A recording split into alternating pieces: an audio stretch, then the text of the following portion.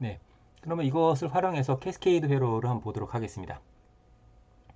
자, 캐스케이드 회로를 보게 되면 여러분들이 어, 먼저 이 회로를 DC 해석을 해야 되겠죠. DC 해석을 할 때는 어떻게 됩니까? 더 두껍게 하자. 여기를 이렇게 지우고 커패시는 전부 다 오픈이죠. 오픈, 오픈, 오픈, 오픈, 오픈. 이렇게 오픈해서 회로를 해석하면 되겠습니다. 그러면 여기가 지금 이렇게 된 바이오스 회로가 있죠. 셀프 바이오스 회로가 있고 여기에도 이렇게 셀프 바이오스 회로가 있습니다. 네. 그 회로를 여러분들이 이제 회로를 해석하면 되겠죠. 그렇게 해서 회로를 해석하게 되면 각 단자의 전압과 전류 값을 구해낼 수가 있을 겁니다. 자, 그렇게 전압과 전류를 구하면 바이오스가 구해지면 그 바이오스 값을 이용해서 뭘 구할 수 있습니까? 드디어 GM 값을 구할 수 있죠. GM. 그리고 데이터 쉿을 보게 되면 RD도 구할 수 있죠. 이것도 다 지울 거 그랬구나. 여기에 RD1, 여기에 GM1, 여기에 GM2, 여기에 RD2. 네, 이렇게 있겠죠. 자, 그럼 AC 해석을 하게 되면 커패시터가 이번엔 쇼트가 되니까 여기가 이어지고, 이어지고, 이어지고, 이어지고, 이어지게 되겠습니다. 그러면 여기가 이렇게 병렬이니까 이것도 마찬가지로 쇼트가 돼서 그라운드가 되는 거고 여기도 그라운드가 되겠죠. 네, 없게 됩니다. 자, 그렇게 되면 한번 우리가 토탈 게인을 구해볼까요? 자, 여기를 게이트 1 그냥 이름을 붙이자. 그냥 VG1, 여기를 VD1, 여기는 VD2, 여기는 VG2라고 합시다. 자, 그러면 전체 게인을 구하려면 완전 전체 게인, 여기가 지금 VI라고 돼 있죠. 그래서 우리가 만약에 AV는 VI분의 VO 이것분의 이거라고 한다면 지금 VI는 여기가 VI죠. 이렇게 해서 지금 VG1이랑 같습니다. VO는 이렇게 해서 VD2랑 같죠. 네. 이것분의 이건데 거기에 같은 거를 곱하고 나누고 한번 해보겠습니다. 자, VD1, VD1 곱하고 나눠 똑같죠. 근데 VD1은 이렇게 가게 되면 VG2랑 같으니까 요거를 샥 바꿔서 아이고 VG2로 바꾸겠습니다. 자, 그럼 이 두 개 곱이 되는 거죠. 곱셈이 되겠습니다. 자, 그럼 VG1에서 VD1은 여기서도 여기까지죠. 이거는 이쪽에 있는 저항분의 이쪽에 있는 저항이죠. 분모에는 GM분의 1이 들어갈 거고 분자에는 뭐가 들어갑니까? 쭉 갔더니 이렇게 갈라지고 이렇게 갈라지고 이렇게 갈라지고 세 갈래 길입니다. 근데 여기는 끊어져 있으니까 결국 두 갈래가 되는 거죠. 이거랑 이거랑 두 개가 되겠죠. 그 두 개의 곱이죠. 거기다 마이너스 붙어야 되겠죠. 이쪽도 반전되니까 결국 플러스가 되겠죠. 자, 그리고 여기서부터 여기까지 개인을 구했고 다시 이렇게 와서 여기서부터 여기까지 개인을 구하면 또 마이너스 붙이고 분모에는 이게 들어가고 분자에는 이게 들어가고 해서 이렇게 됩니다. 자, 그런데 이 RD1이라는 하는 값은 RG에 비하면 무지무지 작기 때문에 이게 너무너무너무너무 크니까 이건 있으나 마나다라는 거죠. 따라서 이렇게 될 거라는 것을 알 수가 있습니다. 자, 이거를 구체적인 수치를 갖고 있는 누메리컬 example에 대해서 한번 보도록 하겠습니다. 자, 여기 이제 보게 되면 왼쪽의 FET와 오른쪽의 FET가 스펙이 다 똑같고, 그죠? 스펙이 다 똑같고, 여기 지금 회로에 사용된 소자들, 컨피그레이션도 소자들 다 똑같은 걸 알 수 있습니다. 그렇기 때문에 DC 해석은 한쪽만 하면 똑같은 것을 알 수가 있겠죠. 전부 다 캐패시터가 오픈이 될 테니까. 즉, 이쪽과 이쪽은 DC에서는 완전히 독립된 회로인 것을 알 수가 있습니다. 네.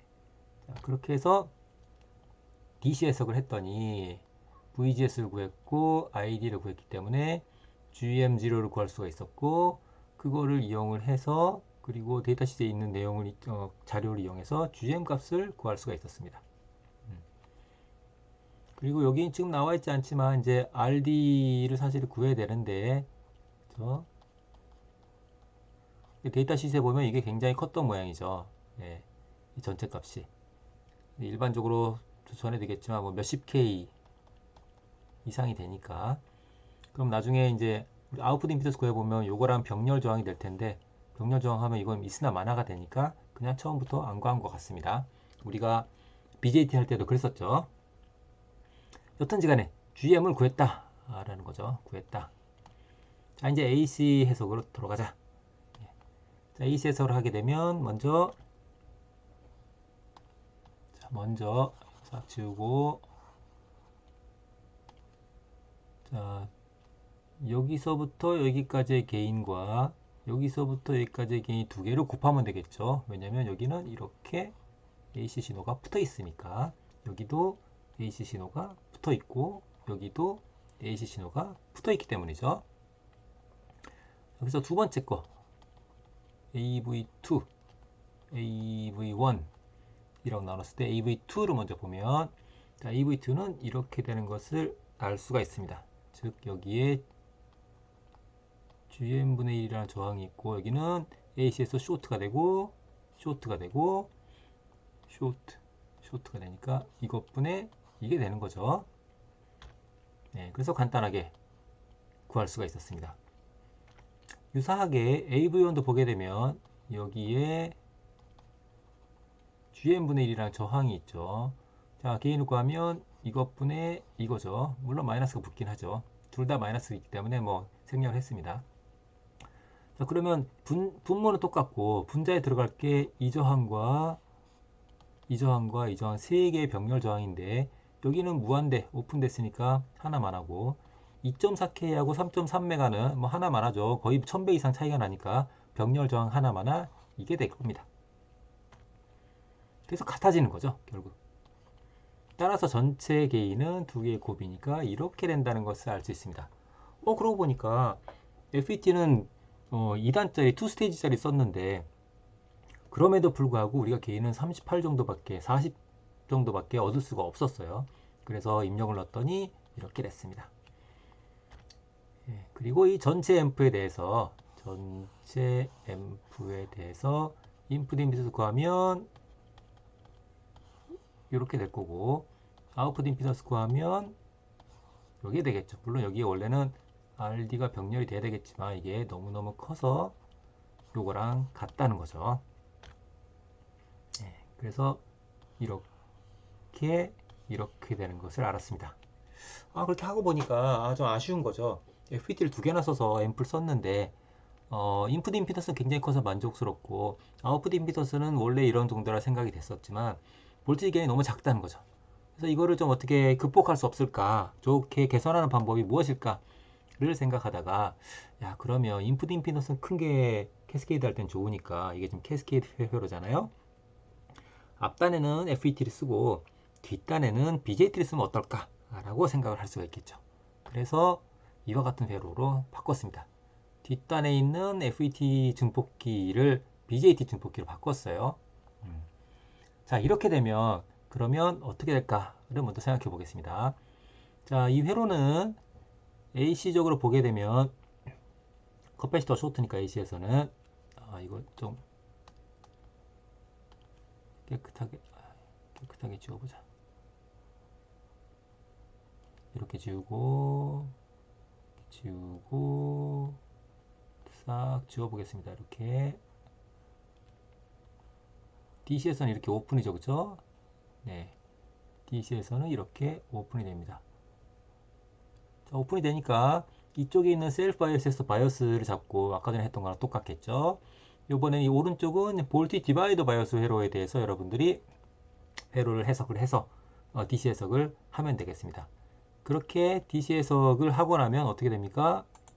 DC 전압과 전류를 다 구할 수가 있기 때문에, 그렇기 때문에 우리가 알 수 있는 것은 여기에 FET에 대해서는 이 값을 알 수 있게 되고, BJT에 대해서는 이 값을 이제 알 수 있게 되겠죠. 그리고 커패시터는 전부 다 AC에서 쇼트니까 쇼트 시키고, 전부 다 쇼트 시키고, 쇼트 시키고, 쇼트 시키고, 쇼트하고 병렬은 같이 쇼트죠. 쇼트하고 병렬은 같이 쇼트죠. 네, 이렇게 되는 것을 알 수가 있습니다. 여기 그라운드죠, 결국. 그라운드. 자, 그러면 마찬가지로 VI에서 VO까지의 게인을 구하는 거니까, 그죠? AV는 VI에서 VO까지 게인이죠. 근데 VI는 뭐랑 같냐면 여기를 VG, 여기를 VD, 여기를 V 베이스, 여기를 V 컬렉터라고 하면 VI는 지금 이렇게 해서 VG랑 같죠. VG랑 같죠.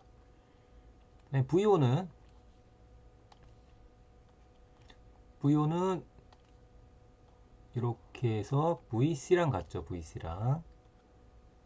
그걸 똑같은 거에서 곱하고 나눠도 되니까 VD로 곱하고 나누어도 같겠죠.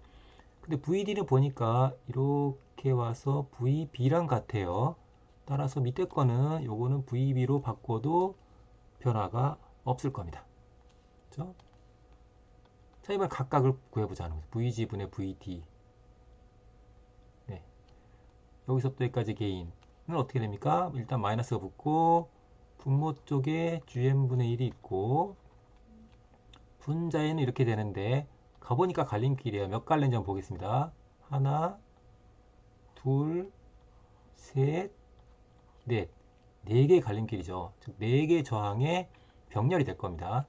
첫 번째 2.4K, 두 번째 15K, 세 번째 4.7K, 네 번째는 여기 있는 게 베타 배갈에서 보이겠죠. 따라서 베타의 RE. 이렇게 병렬된 것이 여러분들이 여기 측정했을 때, 여기 측정했을 때, 혹은 여기 측정했을 때의 전압의 AC 전압의 B에 해당되는 게인이 되겠습니다. 자, 첫 번째 스테이지는 이렇게 구할 수가 있었고, 두 번째 스테이지를 구해보면 이번에는 VB부터 VC죠. 여기도 마찬가지로 이제 마이너스를 붙이고 분모에는 RE, 분자에는 2.2K가 되겠죠. 그럼 이건 2스테이지니까 이렇게 돼서 요 값이 전체 볼티지 게인이 될 겁니다. 네, 그래서 앞서 얘기했던 첫 번째 거 VG분의 VD가 여기 있고 두 번째 거는 VB분의 VC가 이렇게 되겠죠. 그래서 토탈 게인을 구했더니 이번에는 거진 600에 가까운 게인을 얻을 수 있었습니다. 자, 보면 인풋 임피던스랑 아웃풋 임피던스는 똑같아요. 인풋 임피던스는 여기서 보면 끊어져 있기 때문에 인풋 임피던스는 요거랑 똑같고 아웃풋 임피던스는 여기에 스몰 RO가 있겠지만 이게 굉장히 클 테니까 뭐 20K, 50K 혹은 100K 이렇게 될 테니까 요거랑 병렬 해봤자 하나만 하니까 결국 이렇게 될 것이고 그래서 이거는 아까 전에 FET 두 단을 썼을 때랑 달라진 게 없고 다만 AV가 굉장히 커졌다. 아까는 40이 좀 못 됐는데 이번에는 거의 600에 가까운 그렇게 큰 볼티지 게인을 얻을 수 있었다라는 것을 알 수가 있습니다. 네, 그렇게 해서 이제 8장에서는 6, 7, 8장을 통해서 쭉 우리가 FET의 소자의 특성, DC 해석, 그리고 AC 해석까지 살펴봤습니다. 이걸 하기 위해서 먼저 FET 소자의 스몰 시그널 모델을 우리가 봤고요. 그거를 활용해서 여러 가지 컨피규레이션들에 대해서 각각의 앰프의 인풋 임피던스, 아웃풋 임피던스, 볼티지 게인 3개를 구해봤습니다. 그리고 대소관계에 대해서 좀 살펴봤었고요. 그리고 FET 여기서 할 때는 주로 이제 정션 FET를 했지만 FET가 꼭 JFET이 아니라 디플리션 타입 모스펫이나 인핸스 타입 모스펫에 대해서도 결국 해석하는 건 똑같다고 했어요. 단지 차이가 나는 것은 DC 해석이 차이가 나는 것이고 그 DC 해석을 통해서 얻은 결과를 토대로 GM이나 RD를 구하는 뭐 데이터시트를 통해서도 얻을 수 있지만 그런 부분의 차이가 있을 뿐이고 결국 여기서부터 AC 해석이 출발하기 때문에 그 이후로는 FET의 타입별에서는 영향을 받지 않는다라는 것만 기억을 하면 좋을 것 같습니다. 그리고 이런 것들을 활용을 해서 우리가 8장에서는 FET의 뭐 스펙이 주어지고 소자의 스펙이 주어졌을 때 그걸 만족시키는 저항, 뭐 드레인의 저항이라든지 소스에 연결할 저항 값을 구해내는 그런 챕터, 그런 섹션도 있었고요. 그 다음에 앰프가 혼자 작동하는 게 아니니까 앞단에 뭐가 연결되고 뒷단에 뭔가 연결됐을 때 그것에 의한 영향이 어떻게 되는지에 대해서 살펴봤었고, 그거를 토대로 마지막에 캐스케이드 컨피그레이션을 통해서 FET가 볼티지 게인이 작다 보니까 그 중에 하나를 BJT로 대체한 경우에 대해서 그로 인해서 얻을 수 있는 효과가 어떤 것인지에 대해서까지 살펴봄으로 해서 8장을 마치게 되겠습니다.